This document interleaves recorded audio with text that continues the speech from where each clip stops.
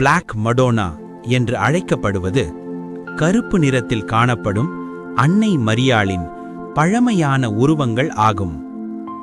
இந்த உருவங்கள் ஐரோப்பாவின் பல நாடுகளில் நூற்றுக்கணக்கான ஆண்டுகளாக விசுவாசிகளால் வணங்கப்பட்டு வருகின்றன.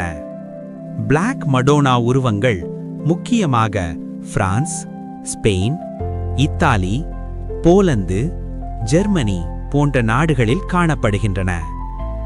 பிரான்சின் சார்ட்ரஸ், ரோகாமடோர், லேபுய் போன்ற ஆலயங்கள் பிளாக் மடோனாவுக்காக மிக புகழ்பெற்றவை. பல பிளாக் மடோனா சிலைகள் கிறிஸ்து பிறந்த 9ஆம் நூற்றாண்டு முதல் 13ஆம் நூற்றாண்டு வரை உருவாக்கப்பட்டவை என்று வரலாற்றாளர்கள் கூறுகிறார்கள். அவை பெரும்பாலும் மரத்தில் செதுக்கப்பட்டவை. பிளாக் மடோனா கருப்பாக இருப்பதற்கான ஒரே ஒரு காரணம் இல்லை. முதல் காரணம் பழமையான மரச்சிலைகள் மெழுகுவர்த்தி புகை, தூபம், காலநிலை மூலம் கருப்பாக மாறியது. இரண்டாவது காரணம் சில உருவங்கள் முதலிலிருந்தே கருப்பு நிறத்தில் வடிவமைக்கப்பட்டவை. பைபிளில் உன்னத பாடல் நூலில் ஒரு வசனம் உள்ளது. நான் கருப்பாக இருக்கிறேன், ஆனால் அழகானவள். உன்னத பாடல் 1:5. இந்த வசனம் மரியாளுக்கு உவமையாக பயன்படுத்தப்பட்டது. கருப்பு நிறம் துக்கம், துன்பம், மண்ணின் வளம், மனித வேதனை எல்லாவற்றையும் சுமக்கும் தாய்மையை குறிக்கிறது.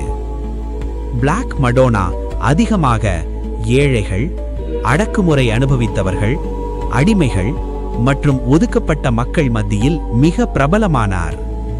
அவர்கள் பிளாக் மடோனாவில் தங்களின் துன்பங்களை பார்த்தனர். பல பிளாக் மடோனா ஆலயங்கள் அற்புதங்களுக்காகவும் யாத்திரைகளுக்காகவும் புகழ்பெற்றவை. நூற்றாண்டுகளாக விசுவாசிகள் இந்த ஆலயங்களுக்கு பயணம் செய்து ஜெபித்து வருகின்றனர். பிளாக் மடோனா இனவெறியை குறிப்பதில்லை. அவள் எல்லா மக்களுக்கும் அன்னை. கடவுளின் அன்பு நிறம் பார்க்காது என்பதின் சின்னமாகவே அவள் மதிக்கப்படுகிறார். இன்றும் பிளாக் மடோனா ஆலயங்கள் விசுவாசம், நம்பிக்கை, ஆறுதல் தேடும் மக்களின் மையமாக உள்ளன. பிளாக் மடோனா ஒரு மர்மம் மட்டுமல்ல. அவள் வரலாறு, விசுவாசம், மனித வேதனை மற்றும் தெய்வீக தாய்மை இவை அனைத்தையும் ஒன்றாக இணைக்கும் ஒரு சின்னம். அன்னை மரியாளே, எங்களுக்காக வேண்டிக் கொள்ளுங்கள். ஆமேன்.